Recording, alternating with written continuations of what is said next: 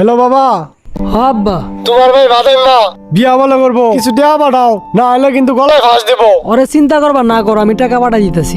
যা, ব্যবস্থা একটা হয়ে যাবো। আব্বা ভাইকে বলো তাড়াতাড়ি টাকাটা পাঠাইতে, আমার কিন্তু আব্বা বিয়ার ফুল পড়ে গেছে। ভাইয়া ভালোবাসার এই আলো। কি এর পক পক? ভাইয়া টাকা দাও, বই লিখতে হবো। হাই রে পোলা, বাহিরে রে ভাইয়া।